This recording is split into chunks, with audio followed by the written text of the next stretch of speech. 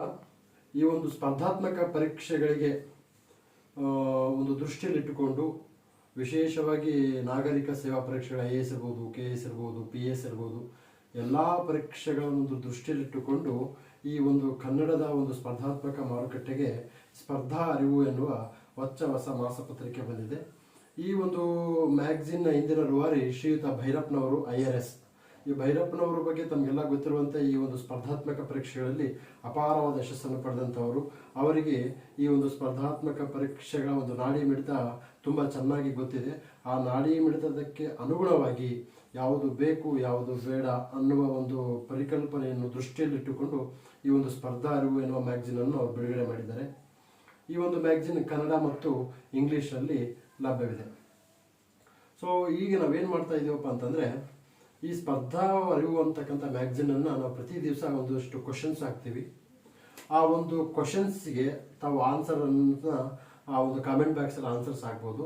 ಅದರಲ್ಲಿ ಯಾರು ಅದೃಷ್ಟಶಾಲಿ ಇರ್ತಾರೆ ಅಂಥವ್ರಿಗೆ ಪ್ರತಿ ದಿವಸ ಒಂದು ಎಲ್ಲಿವರೆಗೆ ಆಗುತ್ತೋ ಅಲ್ಲಿವರೆಗೂ ಒಂದು ಈ ಮ್ಯಾಗ್ಝಿನನ್ನು ಉಚಿತವಾಗಿ ಕೊಡ್ತಕ್ಕಂಥ ಕೆಲಸಕ್ಕೆ ನಾವು ಏನು ಒಂದು ನಾಂದಿ ಆಡ್ತಕ್ಕಂಥ ಕಾರ್ಯಕ್ರಮ ಸ್ಟಾರ್ಟ್ ಮಾಡ್ತಾ ಇದ್ದೀವಿ.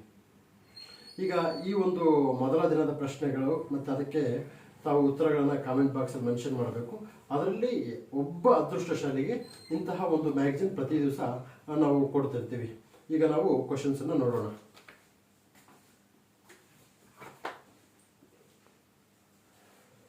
ಮೊದಲ ಪ್ರಶ್ನೆ, for how long a joint sitting of both the houses of parliament may be convened to consider a bill which was passed by one house and pending in another house.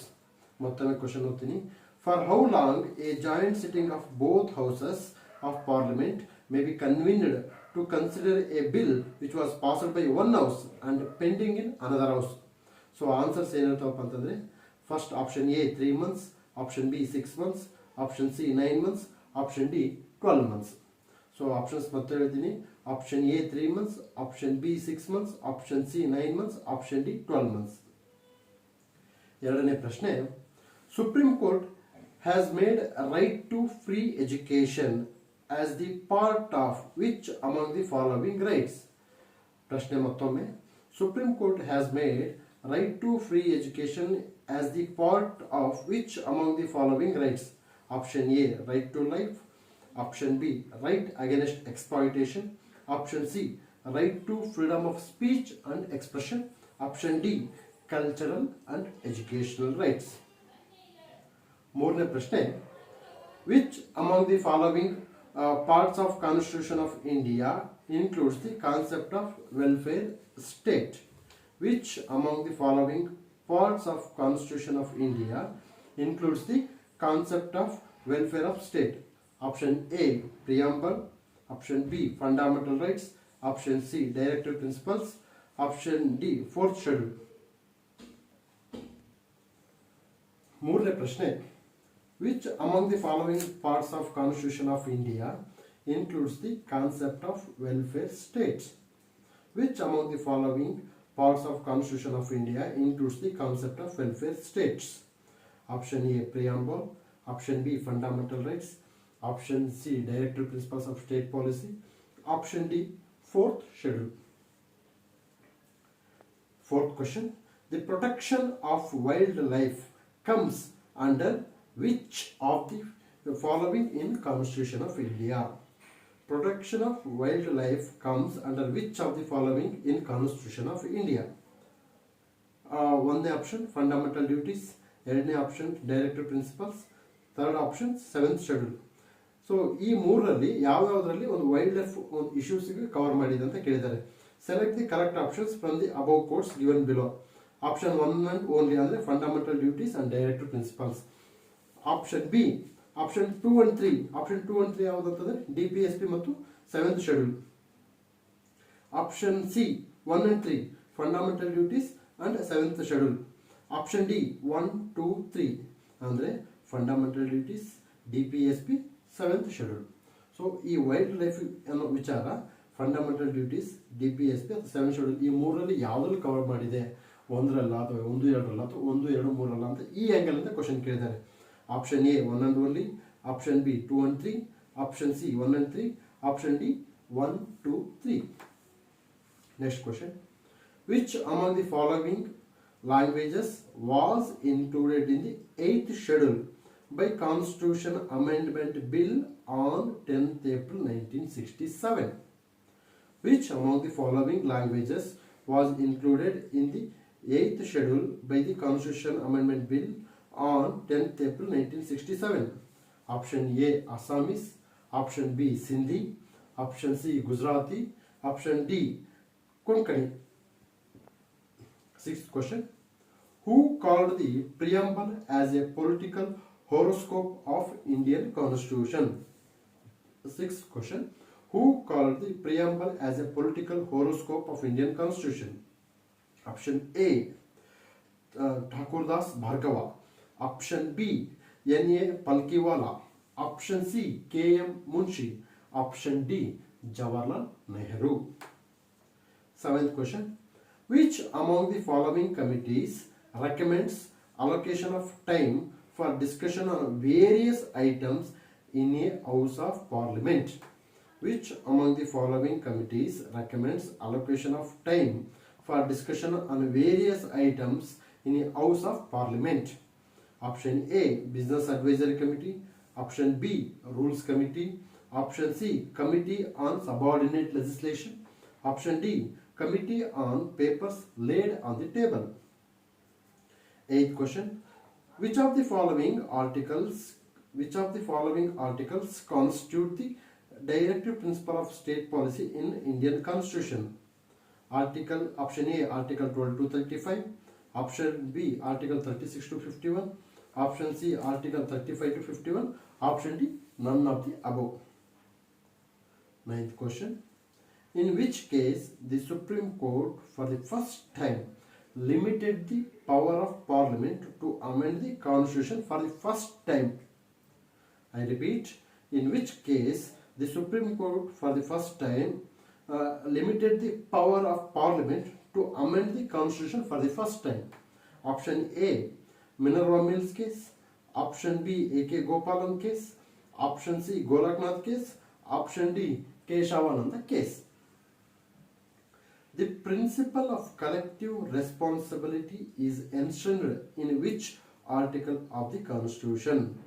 The principle of collective responsibility is enshrined in which article of the Constitution? Option A Article 75.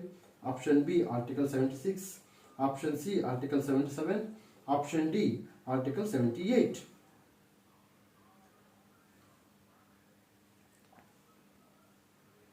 11th question. How many sessions did the Constitution Assembly take to draft Constitution of India? 11th question. How many sessions did Constitution Assembly take to draft the Constitution of India?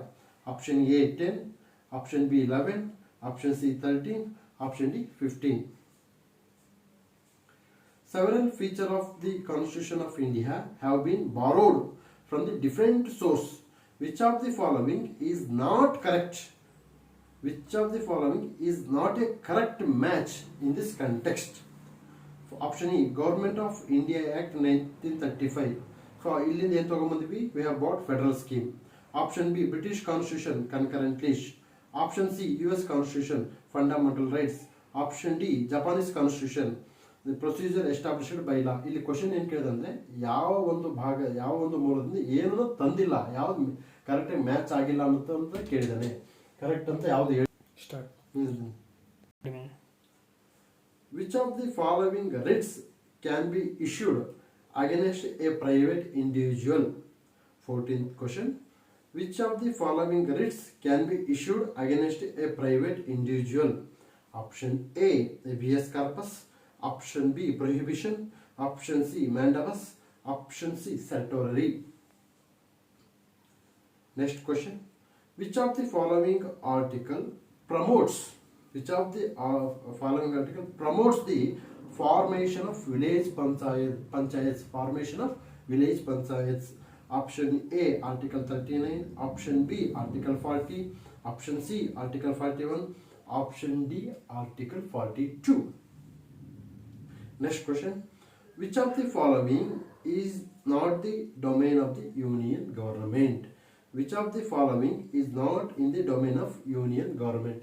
It means the things which is not comes under the ambit of central government. ಅಂದರೆ central government ಕೆಳಗಿನ ಯಾವ ಒಂದು ವಿಷಯದ ಮೇಲೆ ಒಂದು ತನ್ನ ಅಧಿಪತ್ಯವನ್ನು ಹೊಂದಿಲ್ಲ ಅನ್ನೋದ್ರ ಬಗ್ಗೆ ಈ ಕ್ವಶನ್ ಇದೆ. Option A defence, option B foreign affairs, option C communication, option D health. ಒಂದು ಈ 4 ವಿಚಾರದಲ್ಲಿ ಯಾವ ವಿಚಾರದಲ್ಲಿ ಯೂನಿಯನ್ ಗೌರ್ಮೆಂಟ್ಗೆ ಏನಾಗುತ್ತೆ ಆ ಒಂದು ಡೊಮೈನ್ ಆಗಿರಲ್ಲ ಅಂತ ಪ್ರಶ್ನೆ ಕೇಳಿದ್ದಾರೆ. Next question. Which of the following are the conditions in which a chief minister of a state is not eligible to vote president election? ಅಂದರೆ ಪ್ರೆಸಿಡೆಂಟ್ ಎಲೆಕ್ಷನ್ ಅಲ್ಲಿ ಯಾವ ಒಂದು ಸಂದರ್ಭದಲ್ಲಿ ಚೀಫ್ ಮಿನಿಸ್ಟರ್ ವೋಟಿಂಗ್ ಮಾಡೋ ಪವರ್ಸ್ ಅನ್ನು ಕಳ್ಕೊಳ್ತಾರೆ ಅಥವಾ ವೋಟಿಂಗ್ ಮಾಡೋ power ಇರಲ್ಲ ಅಂತ ಕೇಳಿದರೆ ಈ ಪ್ರಶ್ನೆ. Option A, if is A member of the lower house of the state legislature. Lower house ಅಂತಂದ್ರೆ ವಿಧಾನಸಭೆ. If is A member of the lower house of the state legislature, option A. Option B, Option B, if he is a member of the upper house of the state legislature. Upper house ಅಂದ್ರೆ ವಿಧಾನ ಪರಿಷತ್. If he is a candidate. Option C, if he is a candidate. Option D, if he is yet to prove his majority on the floor of the house. So ಇದು 4 options ಆಗ್ತಕ್ಕಂಥದ್ದು. Next, what is the function of pro tem speaker? Pro tem speaker ಅಂತಂದ್ರೆ speaker ಗಿಂತ ಮುಂಚೆ ಆಯ್ಕೆಯಾಗುವಂತಹ ವ್ಯಕ್ತಿ ಯಾರಿರ್ತಾರೆ is called as a pro tem speaker. What is the function of protem speaker? Option A, administer the oath to a members. Oath ಅಂದ್ರೆ ಪ್ರಮಾಣ ವಚನ. Next, check if the election certificates of the members are in order. Option B. Option C, conducts the proceedings of the house in absence of the speaker. Option C, select the deputy speaker. Next question. Which constitutional amendment increased the retirement age of High Court judges from 60 to 62 years? So High Court judges the age 60 to 62 years irutte, 60 to 62. But whereas in Supreme Court judges retiring is 65. So ನಮ್ಮ ಇಲ್ಲಿ 19th question ಏನಿದೆ, which constitutional amendment increased the retirement age of High Court judges from 60 to 62 years? Option A, option A 15th amendment, option B 16th amendment, option C 17th amendment, option D 18th amendment. Next question. The case involving interpretation of the constitution by Supreme Court comes under which of the following ಅಂತ ಹೇಳಿದ್ದಾರೆ. ಅಂದ್ರೆ ಒಂದು ಯಾವುದೇ ಒಂದು ಕಾನೂನಿನ ಸಂವಿಧಾನಾತ್ಮಕತೆಯನ್ನು ಒಂದು ತೀರ್ಮಾನಿಸುವ ಅಧಿಕಾರ ಯಾವ ಭಾಗದಲ್ಲಿ ಕಂಡು ಬರ್ತದೆ ಅಂತ ಕೇಳಿದ್ದಾರೆ. ಇಲ್ಲಿ option A advisory jurisdiction, option B original jurisdiction, option C appellate jurisdiction, option D none of the above. Next question. Which of the following article deals with budget in the constitution of India? ಅಂದ್ರೆ ಬಡ್ಜೆಟ್ಗೆ ಸಂಬಂಧಪಟ್ಟಂಗೆ ಯಾವ ಒಂದು article ಸಂವಿಧಾನದಲ್ಲಿ ಕಂಡು ಬರುತ್ತೆ ಅಂತ ಕೇಳಿದರೆ. Option A 110, option B 1111, option 112, option D 114. I repeat, option A 110, option B 111, option C 112, option D 114. So ಇವು ಪೊಲಿಟಿಗೆ ಸಂಬಂಧಪಟ್ಟಂತಹ ಒಟ್ಟು 20 ಪ್ರಶ್ನೆಗಳು. ಅಂದರೆ ಆರ್ಡರ್ ವೈಸ್ ನೀವೇನಾದರೂ ಆನ್ಸರ್ ಮಾಡ್ಕೊಂಬಂದರೆ ಆರ್ಡರ್ ವೈಸ್ ಮಾಡಬೇಕು. ಅಂದರೆ ನಾನು ಯಾವ ರೀತಿಯಾಗಿ ಫಸ್ಟ್ ಕ್ವಶನಿಂದ ಕೊನೆಯವರೆಗೂ ಅದೇ ರೀತಿಯಲ್ಲಿ ತಾವು ಆನ್ಸರ್ಸ್ ಅನ್ನು ಏನು ಮಾಡಬೇಕು, ಕಾಮೆಂಟ್ ಬಾಕ್ಸಲ್ಲಿ ಮೆನ್ಷನ್ ಮಾಡಬೇಕು. ಇದು ಒಂದು ಈ ಸೆಲೆಕ್ಟ್ ಮಾಡಿರೋ ಕ್ವಶನ್ಸು ಬಹಳ ಇಂಪಾರ್ಟೆಂಟ್ ಎಕ್ಸಾಮ್ಸ್ ಓರಿಯೆಂಟೇಷನ್ ಇರ್ತಕ್ಕಂಥ ಕ್ವಶನ್ಸ್ ಆಗಿರುತ್ತೆ. ಆದ್ದರಿಂದ ಈ ಒಂದು ಮ್ಯಾಗ್ಝಿನ್ ಬರುತ್ತೆ ಬಿಡುತ್ತೆ ಅನ್ನೋದ್ರ ಒಂದು ಸೆಕೆಂಡ್ರಿ ಆದರೆ ತಾವು ಇಂತಹ ಪ್ರಶ್ನೆಗಳನ್ನು ಆನ್ಸರ್ ಮಾಡುವ ಪ್ರಕ್ರಿಯೆಗಳಿಗೆ ತಾವು ಒಳಗಾಗಬೇಕು. ಸೊ ಹೆಚ್ಚು ಆನ್ಸರ್ ಮಾಡಿದಷ್ಟು ತಮಗೆ ಆ ಒಂದು ವಿಷಯದ ಒಂದು ಪರಿಪೂರ್ಣತೆ ಮತ್ತು ಅದರ ಒಂದು ಆಳ ಅಗಲ ತಮಗೆ ಅರ್ಥ ಆಗುತ್ತೆ. ಈ ಒಂದು 20 ಕ್ವಶನ್ಸ್ಗೆ ಸೊ ಆನ್ಸರ್ ಮಾಡಿದಂಥ ಒಬ್ಬ ಅದೃಷ್ಟಶಾಲಿಗೆ ಈ ಮ್ಯಾಗ್ಝಿನನ್ನು ಫ್ರೀ ಕೊಡ್ತೀವಿ. ನಮಸ್ಕಾರ.